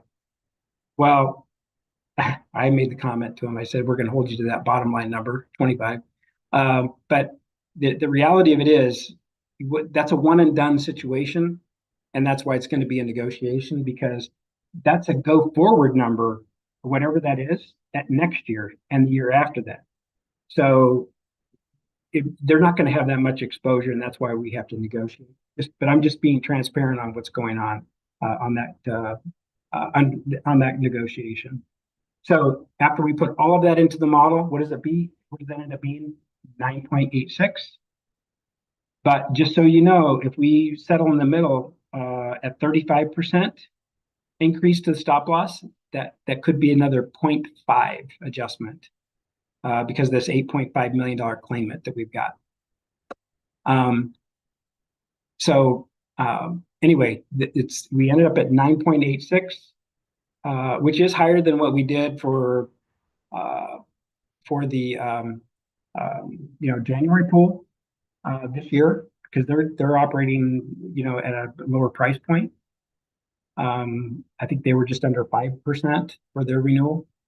But here's all the options. So I'm going to just lay this out. These are the tiers. This was last year, okay? Just so you know where we ended up last year. The bottom tier was 4.39 with wellness, 7.39 with wellness. These are considered our wellness rates. And we also include the 1% additional fund for our improving our fund balance. If we look at this year, you can go with this tier, which is a closer tier. It's basically, it goes from the low tier at 7.63 to the high tier at 13.63, or you can go to this tier, which is 6.08 to 15.08. These are the number of groups that were in this year in each of these categories. These are the number of groups that were in last year on each of those categories. And before you'd make a decision on that, I do want to share with you that Brenna asked us to put in here is what happened to the plans that made changes. Okay. These groups made changes last year. Okay, last year they were at the top, Grafton was at the top, Rugby was at the bottom, Seek top, South Hart top, second to the top. What happened this year, if we put them in the current categories as proposed, this one goes from the top to the bottom. This stays at the top. And I think Mike might put this commentary in here. It looks like their loss ratio dropped significantly, but they still have those weighted claims in the underwriting. That's probably why they're not at the bottom. But if they drop 40% of their loss ratio, that's going to help them. But the way we do our modeling, you got to remember, it doesn't happen immediately into the next year because we have to take 3 years in consideration. So that's 2 years of prior claims. So just keep that in mind. So eventually they could do this. They could they could adjust down to the bottom by making the changes, but it may take a little bit of time. Rugby, they're second to the bottom. Seek went from the top to second to the bottom, and then South Hart went from the top to the bottom, and Wing went from second to the top to the bottom. So there was the majority of them had a good move. There's two that had kind of a slight adjustment, or one stayed the same and one had a slight adjustment. But that's what happened by the plan changes from last year. So with having said that, I'll go back here, and now it's open for discussion of this tiering structure. I guess since you nominated me to be VP by default, I guess I'll ask the first question on these rates. So I've only been on, I think, 3 years, maybe 3.5. Do we have a 5-year kind of for the school section here, the October renewal group? Do we know what those increases have been since the inception of this, so that we have a track record? Because I feel like every year we're coming back trying to be creative and try to be able to lower this, and I don't think we've been able to lower these rates that we thought from 5 years ago. So I'm trying to figure out from like year one of inception, where we're at here today, how much have we gone up? So the first 2 years we're actually down. Was a reduction the first year, and then the second year I think it was around 4. So the acceleration has actually happened in the last the last 2 years particularly, in the October pool. And it was just the opposite in the other pool. The January pool was actually higher, and now it's gone down. And why? Because there was 2 or 3 groups in January that made massive differences on the claims cost. I think there were two particularly. One alone was $1.7 million of a change.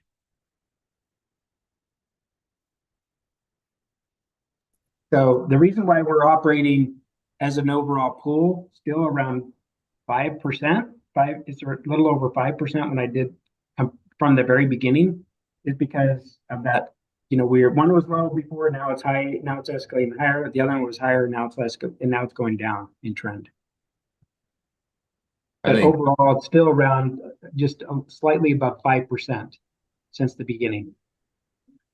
the problem is I don't think people care about the health of the overall trust. They care about the rugby. Themselves, yeah, their own plan. They don't care that, whoop-de-doo, they're looking at that 13% or 15%. I can already tell you, and I mean, that will be like, they're gonna say to me, what's the difference? This is just like it was with Blue Cross Blue Shield. We're seeing 15%.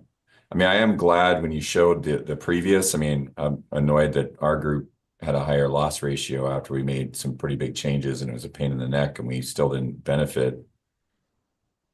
I mean, I guess we could have benefited. What? It just seems like it's all luck. We got hit with an $8.5 million. Holy smokes! How does that cost that much? That's unreal. It just seems like it's just an all-out gamble year to year. There's really no cost control. And I think that's what you'll hear from like school groups that, hey, you sold us this, and you told us that it was going to be a lower percentage, but we keep seeing these same numbers. And then we come back and say, well, make a plan design change. I don't want to. Well, then deal with it. You know, so I don't know. It's a little disheartening, to be honest with you.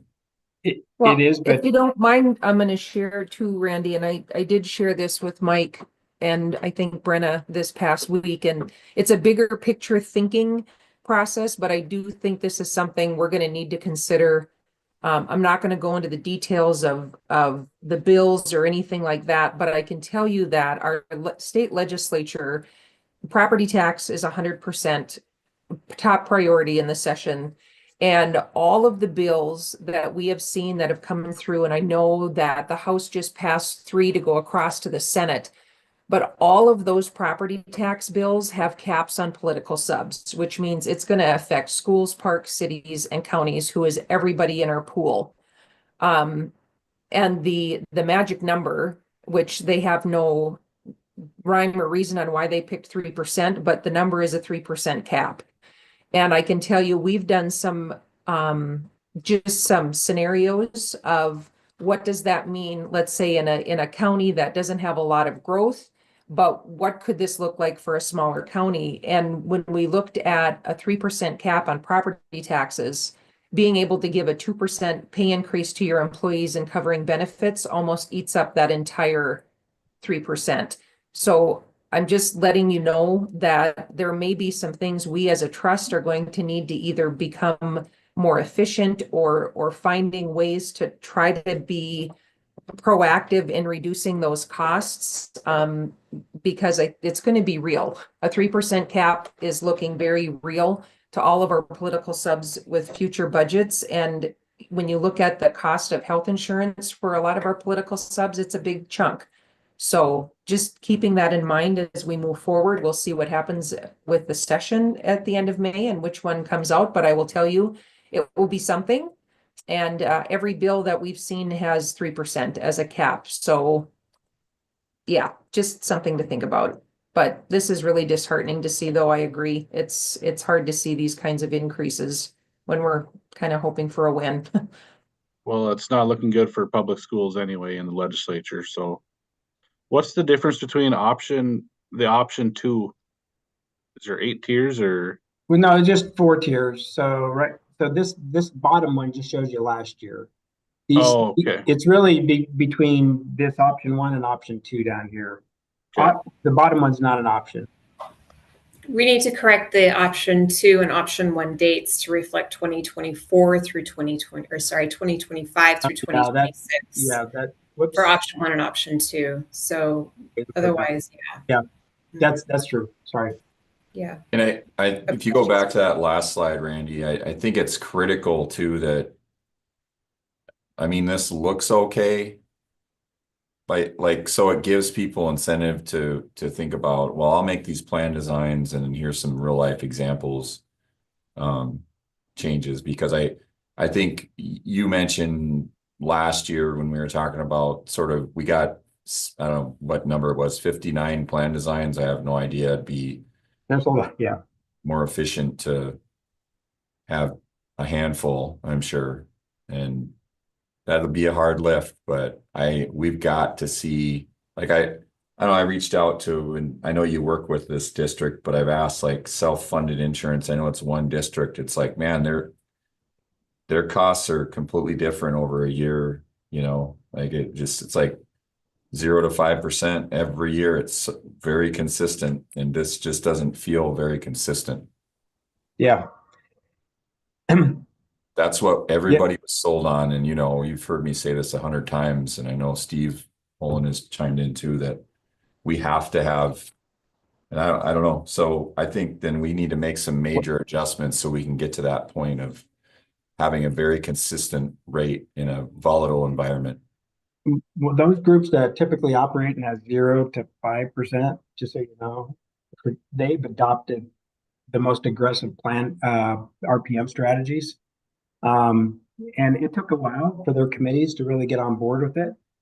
But as they've migrated, I shared this actually at the NDSBA conference, and I showed that one particular group that did all these things.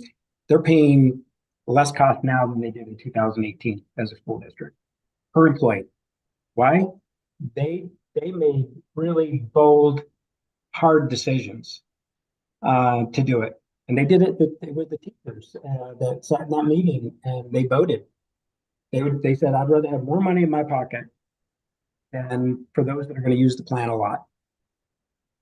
And that's the hard conversation that it really gets down to.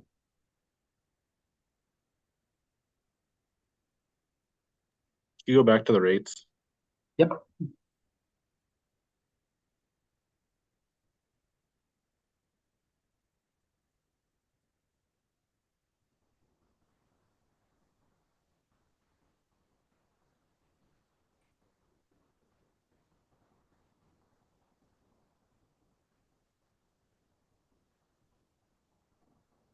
So just as a reminder for option 1, option 2, I mean, really we're looking at condensing the variation from the first tier to the fourth tier, or bringing down that tier lower.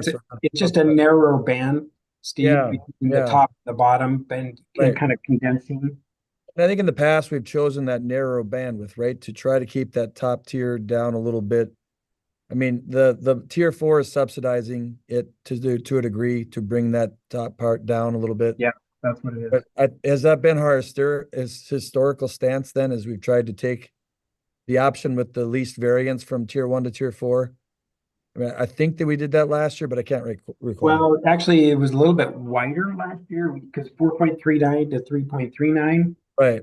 But it was a wider band. But this year, because of a little bit higher increase, it's like, should you narrow the band? It's really a question and a decision to make how you want to approach it this year, given it's a little bit higher. Yeah. I mean, Go ahead, Steve. No, just the minimum of 7.63 is disheartening, you know, so you'd want to keep that tier 4 down, but then the converse of 15% being one of the highest ones we've had for a tier group, which is a majority of the members at 28.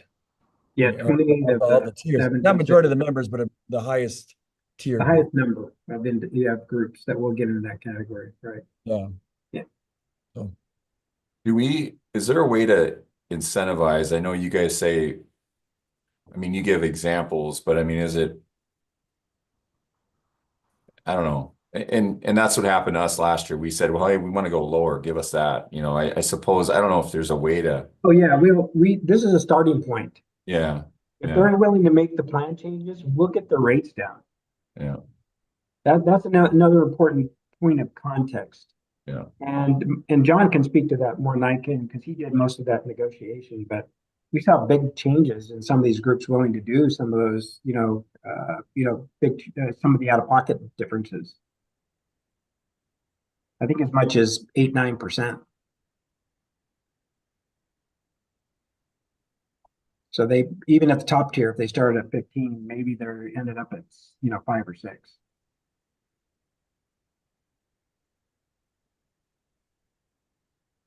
Okay, I know our meeting was until 3 o'clock. I know I think I would ask next time when we get to this, that we put this more on the front of the meeting.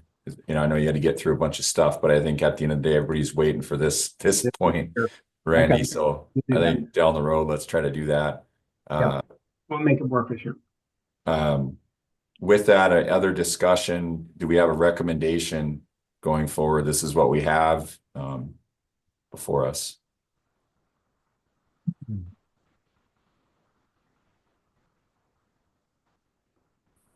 I'll maybe just mention too, like what Steve said, I as much as I would, if I was on the bottom, I'd love that 6%. It seems like in the past, we've tried to, subsidize the top too with some of the bottom folks, but do we have a motion? Mike, this is Desi. I would make a motion for option 1. Just because my reasoning is that down the road, when those groups are given options to make adjustments, it seems like it would make a bigger impact on what their rate is. Okay, so we have a motion by Desi. We have a second for option 1. I'll second. Steve Olin. Steve with the second. Further discussion. Randy, the only thing that I would ask is, for the school districts that are in that higher level, will you be proactive in talking to them about seeing what they can do to adjust accordingly so their rate increase isn't so high? We do. In fact, that we spend a lot of time with each group individually, literally meeting with the school board, meeting with the teachers. And yes, it's literally a one-on-one type of conversation and helping them customize what they're trying to do by that. And we have standardized approaches of what's going to get them the best, and that's what we're standardized too. But we definitely do that one-on-one conversation. Because I even look at tier 4, which is the lowest. There's 23 groups in there, and I mean, they did good, and they're still going to be coming in at a 7.63% increase. It just, even if there's things they can do from that standpoint, and again, maybe to Mike's comment about maybe we need to look at standardizing our plans more and being able to help reduce those rates over and above where they're at, but just a thought. I'm glad to hear that you guys are going to be working with the groups to help them with those rates. Yeah, for sure. Yeah, I can't speak for others, but I think our district would forego some benefit of health insurances, that we've had for very consistent health or premium increases. We give up some of that just to insure. So I think that's something, I know we have a motion and a second on the table, but something we should start looking at a little bit more, some consolidation of plans. Yeah. Yeah. We just 3 or 4 areas of tiers that are the plan designs that we're really trying to get focused on to get adopted to. Yeah, we just looked at the max out of pocket, and Randy and John helped us a little bit go through that with our members. Sometimes it's a little bit tied to the negotiated agreement, so it's a process to start talking some of those conversations. But I kind of agree. I think at the end of the day, flexibility is nice, but if we had a more universal plan that can provide the consistency that we were all hoping for, I think they'd be able to give up some of the niceties of now. Even $250 deductibles probably aren't even viable anymore moving forward in today's market. So it takes some framework of change and thought to get down that road, but I get it. I mean, this isn't what people thought they were gonna get. 13% increases each year was what we thought we were gonna avoid, but Further discussion? Further discussion? Brenna, I'm gonna have you do a voice call vote. Or a roll call, sorry. Okay, Randy, can you share so I can see everybody? Oh, yep, I'm chair, just a second, let me. I'm sorry, gotta get to stop share. Stop share, how about that? Yep, thank you. Okay, let's start at the top here. Kevin, Yes. Keith, No. Jenny, Yes. Desi, Yes. Mike, Yes. Cole, No. Steve Holland, yes. Sonia. Yes. Lost Chris. So that was 2 no's. And 6 yeses. Okay, motion carries. And we'll have some communication, I'm sure, Randy, with helping districts out. I did appreciate the work with you guys to get us, we'll probably be coming back, figuring out what's more ways to reduce the percentage. Yeah. We have our final item, financials. We get a quick rundown. Sorry, I was trying to unmute. All right, I'll share my screen. I did put, can you see the financials? Am I on the right screen? Okay, I did put the Novembers in there strictly so you could kind of see what that one large claim did. You could see there was 9.4 million in October for the stop loss claim reimbursement to take it to just under 11.4 for the year to date. So very unusual to see that kind of stuff. Obviously, that was that claim that he had mentioned before. But again, here's where you're seeing over 10 million in BBC Class Blue Shield claims comprehensive. And for the year, it was only 33. So like a third of that coming from the 1 month. So definitely taking our loss ratio in the wrong direction, but still year to date, we were at 96 through November. And I'll kind of go through December's financials a little more. Granted, these are draft form. The actuary will be working with SEEK. I think within the next month, they start on the IBNR reserve to increase that. We've just left it at the level that it was at last year, all year. So more than likely with our claims activity this year, that will increase. So our loss ratio will be reflected when we have the final December ones. We are also waiting on the fourth quarter rebate receivable to make sure we adjust that to actual. This is an estimate still. That number will change as soon as they get the final one as well. But as you can see, still really liquid as far as having cash available to pay the claims. We always show the deposit cash broken out separately. However, it all is again part of just operating cash that they're able to use. It's not restricted. Same with the surplus. So that's all in surplus, but they did move more into CDs. So you'll see we did have more income in the current year, interest income due to the fact that we were in some CDs, but overall assets increased from last year of 9.9 million up to 12.2 million. Liabilities went down a little bit from last year due to payables. However, I do expect that to increase once we get the IBNR reserve from the actuary. But overall, still going up from 4.9, just under 5 million in surplus to 7.3. Again, this number more than likely will decrease a little bit once we get that IBNR reserve. But still actually not sitting in a bad spot through the current year to date, considering where these rates are going to be at. But we do have to build that surplus for those years when we do have some of these high activity years. But we are actually not sitting in a bad spot membership equity wise. Page 2, it's a little bit small. I'll try and get a little bigger. You can see year to date, the net earned premium, we were up at 56 million for last year. This year it's up at 70.2. However, our claims also increased as well. Our claim costs, 54 million last year, up to almost 67 million in the current year. Again, this number will be adjusted, but right now, through year to date, it was at 95% loss ratio. Again, I do believe they take some of their estimated IBNR in for Brown and Brown. That's why their number was higher. More than likely, this number will end up closer to 97% once we do have the adjustment from the IBNR. Our operating costs remained extremely consistent, up about 60,000 from last year, but not much at all. Went to 2% of operations. We were able to get a little bit more in interest. We had CDs a lot all throughout the year instead of last year. We just entered into them, so almost $500,000 came from interest to help that bottom line. And net earnings for the year, again, preliminary number is at 2.3 million. Last year we were at 200,000. So financially, we did do a lot better in the current year. Again, that number more than likely will go down once we get the adjustment to the IBNR reserve.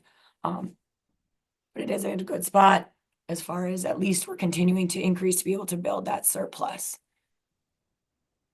I know that was quick. However, we are already over the time, so I'm usually at the end, so I try and be the fastest part of this meeting. Any questions?